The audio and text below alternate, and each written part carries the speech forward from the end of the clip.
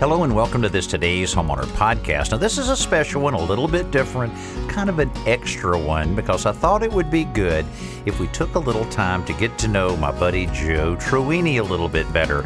I'm Danny Lipford, and I'm going to kind of take Joe through a few questions here, see if we can get to know him a little better. Joe, you and I have known each other for over 20 years, and when I started thinking about doing a podcast like this, I thought of a few things there that I just didn't know about you. So I thought it would be good if we just started from where it all started. And, born in the Bronx, is that right? That is correct, yeah. I was born in the Bronx, New York, and my parents, when I was only about 2 years old, we moved to Connecticut.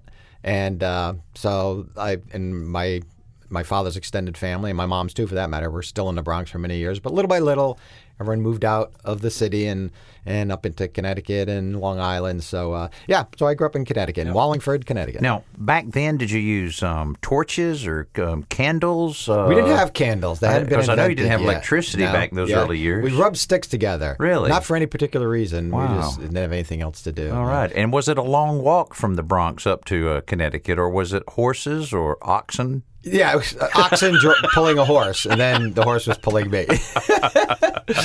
Danny is slightly young. You think he was like 50 years younger than me, the way he talks. Yeah. Slightly, that's for sure. That's for sure. So, now was your father involved in any kind of construction or anything like that? That's all he was involved in. Is that right? Yeah. Okay. My father started very young. He was the oldest male of his family, the oldest son, and my grandfather was the super of the building they lived in. I get you. But he had a full-time job. He worked for the railroad, so my dad was sort of in charge of the building when his dad wasn't around. So he learned pretty early on how to do everything from like a very early age, which is probably why when I was about 10 or 11, my father, who eventually moved to Connecticut and became a remodeling contractor, he started dragging me off to work with him every summer. He'd come into my room and say, "It's time to go to work." All right. I was hoping he was talking to someone else, but I did not have another brother. So, but I learned a lot from the very first days. At that point, of course, he's up on the ladder, and I'm running back and forth to the truck trying to bring him tools. Yeah, that's how it started, right? That's the best way to learn. Now, what about tools? Do you have any of the tools that your dad used to use? Oh, absolutely. Yeah. First my dad passed away. Now it's probably been 10 or 12 years, so I inherited all of his tools. Isn't that cool? Isn't it? Yeah. I saved most of them. I have hammer. He used to scratch his name into all of it because he eventually. Because you would try to sell it? You would try to sell it at the pawn shop. Well, unfortunately, his name was Joe, so it worked out well. So it basically just became mine, right? But yeah, first of all, they don't make tools, especially hand tools. They don't make them the way they used to. I still have a router. I have a Stanley router. Is that right? Yeah, 1950. He bought it in 1956, I think, or 57. Still works. Yeah. Well, I've got a handsaw, one of the old-timey handsaws, and I can just remember. I can just remember him using that saw and just, a lot. Yeah. And he could cut fast, and he could sharpen it. I was just going to say, my dad used a sharpened handsaw. It's like, these days they're so affordable. Yeah, you just throw them away and get another one. All right. So, growing up, you graduated from high school, college. Went to college, studied business, and then I was what prompted me to get into publishing, which is how I got into building, was actually I met my wife Marla, and she was living in New York City, and I was living in Connecticut at the time, and it was pretty clear as our relationship got more serious that she wasn't going to be moving to Connecticut, so I figured, I better find a job in New York. And at that time, I had transitioned from I had been worked for home remodelers other than my dad, and then because he had gone into the union, the carpenters union at that point, I moved down to Florida, and I spent 4 years. I worked as a custom cabinet maker, which was great fun. I lived in Coconut Grove, Florida, just south of Miami. There you go. And it was all custom design work. We had designers in-house, so everything was, we never built the same thing twice. Did you have any language issues there as far as people trying to understand what the heck you were saying? Yeah. Fortunately, in Miami, everyone's from someplace else. Oh, so it wasn't like coming down to Mobile, or most people are from Alabama. But it was a great learning experience. I was pretty young, and that was great. But then I moved back to Connecticut. I joined the Carpenters Union, and I worked with my dad, which was great because in unions, at least up in the Connecticut Union, they pair up 2 or 3 guys together. So he and I worked together for a few years, and that was fun. And as I recall, you had an experience at a Pez Factory. Yes. And is it true that you were one of the original figures on the head of a Pez thing? Is exactly right. Wow. I was the full-size model. Is that right? But then each Pez brick was like 4 pounds, so they decided to scale it down. Yeah, what Danny's referring to is I helped build the only Pez factory in the country, in the U.S. It was an amazing thing. It's in Orange, Connecticut, not far from New Haven. But anyway, so then once I met Marla and I was going to move to New York, I saw an ad in the New York Times. This is when you used to actually read ads for help wanted ads in the newspaper, right? And it said, Major Men's Magazine looking for a workshop editor. And I wasn't really sure what any of that meant, but it said building experience necessary. I sent in the one and only resume I ever wrote. I went to the library, took out a book on how to write a resume, and that's when they used to have books in libraries. Back before the internet, yeah, you used to actually go to the library. I wrote a resume, sent it in, and got a call. Make a long story short, I was the shop and tools editor of Popular Mechanics magazine. I found myself living in Manhattan. I didn't even have they called me on a Thursday, said, can you start work on Monday? And I said, the only answer that's appropriate, yes. And I didn't have a place to stay. Marla's girlfriend, one of her good friends, was on vacation. She let me crash at her apartment, and I started a career in publishing. That's unbelievable. And that eventually led me to you, of course, which is great. We outlived that. The next move in my editorial career was to go to today's Homeowner magazine, which was a wonderful magazine. It had originally started in the 1920s as Mechanics Illustrated. Some people might remember that. And it became Home Mechanics, and eventually, as it focused more and more on home repair, it became today's Homeowner magazine. And then we eventually found Danny, and the TV show was born, and the magazine had got bought and folded, and the TV show rolls on. And we're in our 21st season. That's right, absolutely, yeah. So that's kind of a good little survival story there. Yeah, the Simple Solution started as a magazine article I was writing every week, every month. Then it became part of the TV show. But now, writing at that level, I mean, I guess you always had a knack for writing a little bit? Yeah, I could always write. Yeah. They say that, first I was always like English class and all that. I was always, that was never a struggle for me. And there's a saying that anybody can write what they know. There you go. Right? Yeah. So if you know a subject, whatever it is, whether it's baking a cake, building a house, or whatever, you can write about it. And this I knew. I'd been doing it my whole life. I'd worked as a remodeler, as a cabinet maker, so I knew woodworking. I knew commercial construction, residential construction. So that was the easy part. And that's the reason Popular Mechanics needed someone with building experience, because how do you write or edit a story if you don't know the language? Right, There's just no way. Yeah. So. Well, that's what I wonder. I do a lot of articles for freelance writers and so forth that they're doing a variety of different things. And, it's just like almost every subject they do. They have to do all of this research to understand the jargon and things like that. And I'm going, geez, you can't make money doing that. So hard to do that. And you can't make money doing that. No, if you have to spend 4 hours researching an article to write a article that takes you 2 hours, it's like, well, there's 4 hours that you're not getting paid for, right? So you got married to Marla, who's an absolute wonderful, wonderful person. Yeah, in a very brief moment of incoherence, she said yes. And when she came that, to, we were on our honeymoon. Yeah. She wasn't sure what. It was a whirlwind. It was a whirlwind romance. And then along the way, you had 2 great kids, Christopher and Kate. It's always amazed me. I always love you talking about the kids and hearing their adventures. You guys instilled something in them, I would say fearless, adventurous, and a quest for experience, because those kids, individually and together, have been all over the world. Yeah, my son's still in Moscow. He's been there. He's been living abroad for about, I don't even know how many years now, 4 or 5 years. He was in Italy for a couple of years. He studied in Italy, then he studied it in college. He studied in Italy. He studied in Moscow. Then he graduated. Then he immediately moved to Italy and got a job for 2 years. Then went from there. He came home for 17 days and moved to Moscow, and he's been there ever since. That was probably about 2 years ago, where he's studying and working. But yeah, our philosophy is you raise the kids, you do the best you can, you trust your parenting skills, and you hope that they're responsible and are mature, to take on the world. And I always told them, you should travel, because I didn't travel as a kid. My dad's idea was traveling was get in a car, we're going to Pennsylvania. I'm like, I live in Connecticut, it's not that far, right?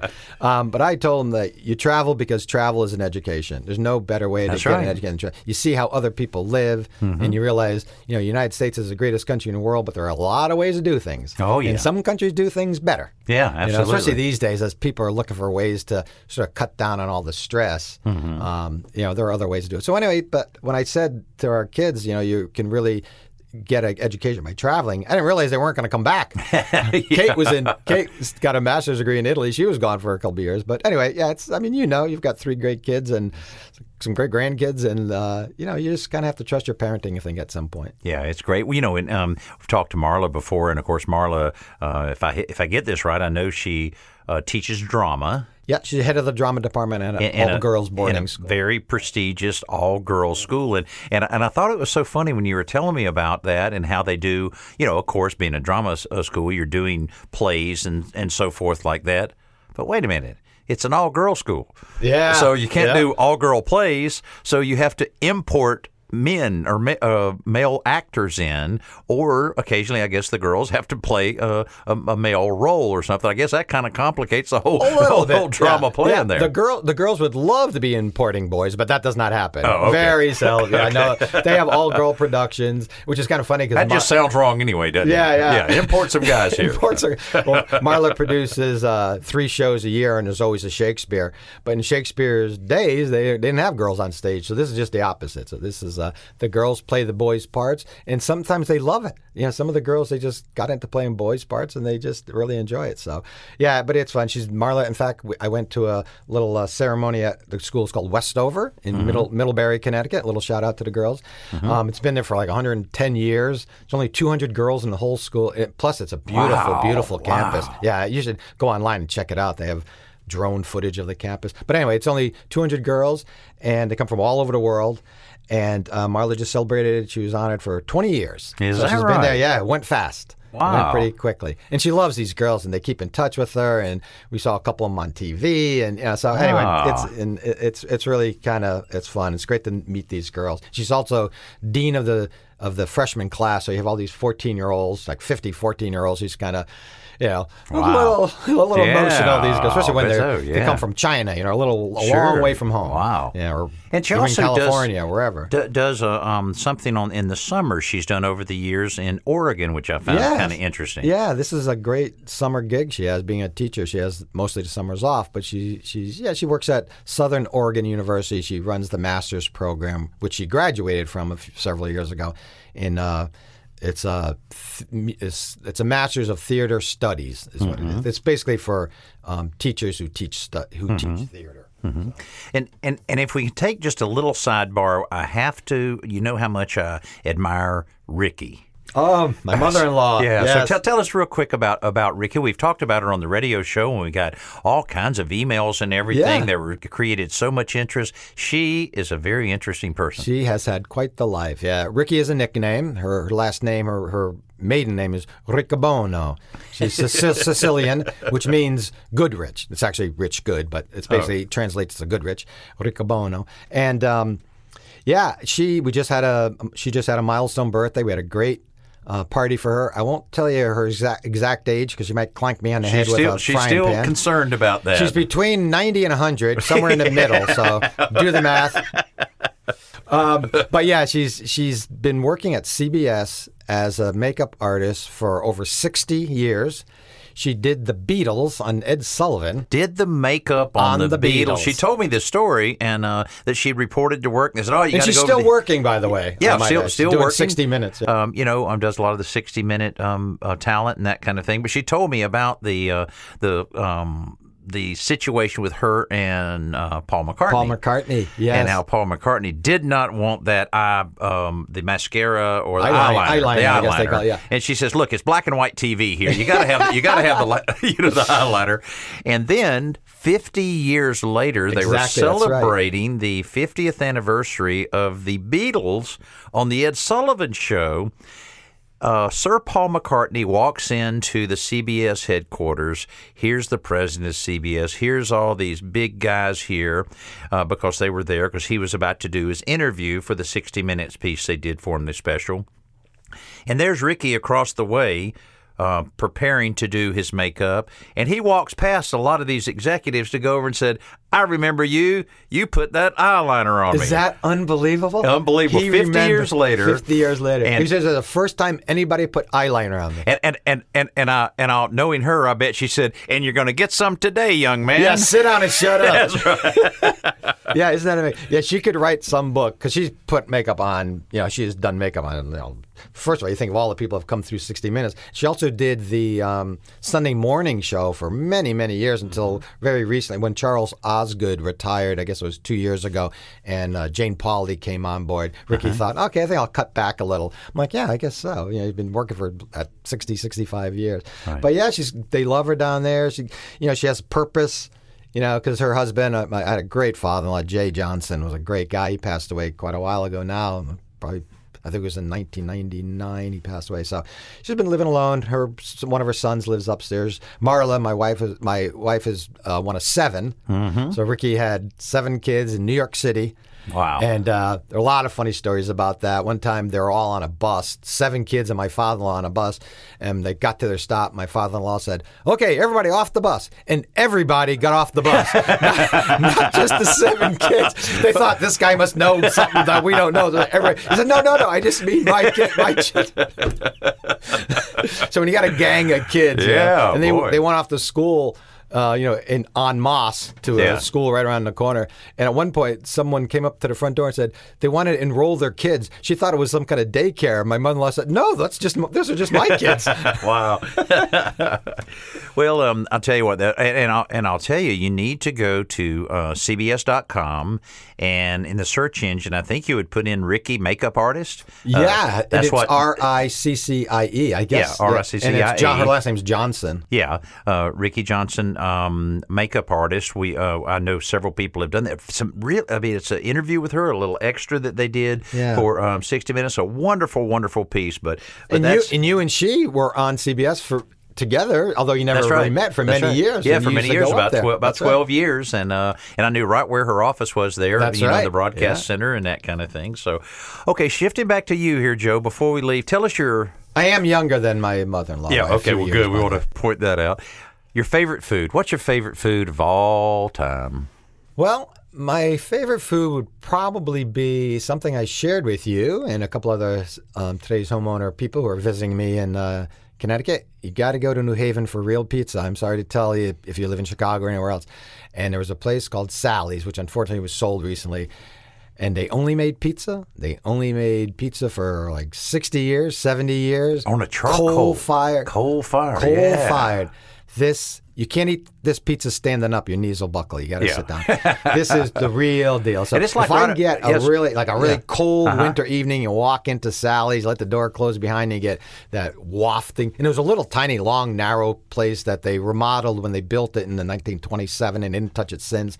Yeah, that's the real deal, I think, is like a real pizza. And that's basically right across the street from Yale University, isn't it? Yeah, it's not across the street, but it's close. Walking distance, Yeah, that is pretty cool. It's on Worcester Street, a very famous street in New Haven. It has Frank Pepe's, which is an even older pizza place, which still exists.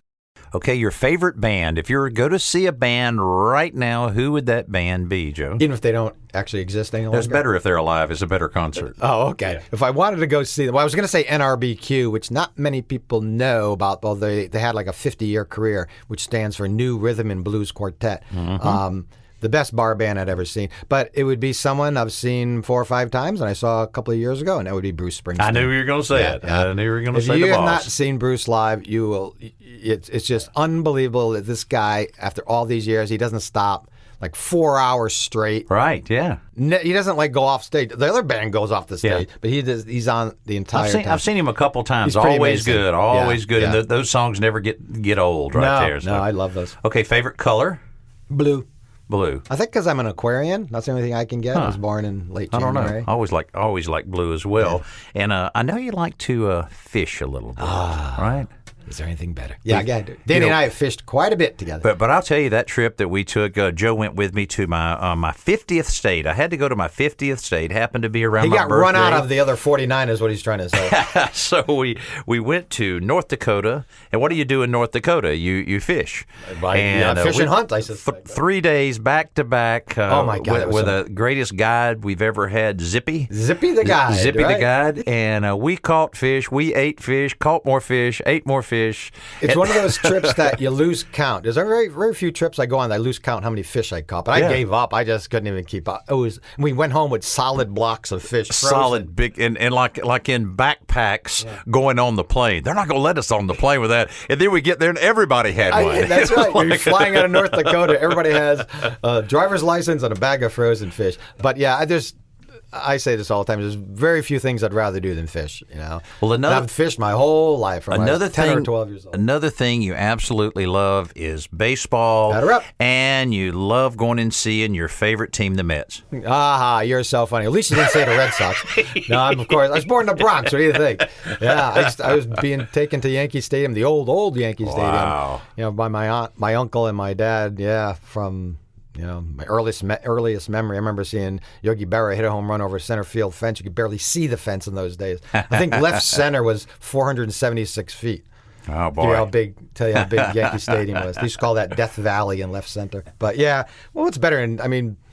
Sitting outside watching a baseball game, not in a building watching a baseball game, which I've done as well. But I don't know. I like the rhythm of the game, and I'm sorry to see them trying to speed it up.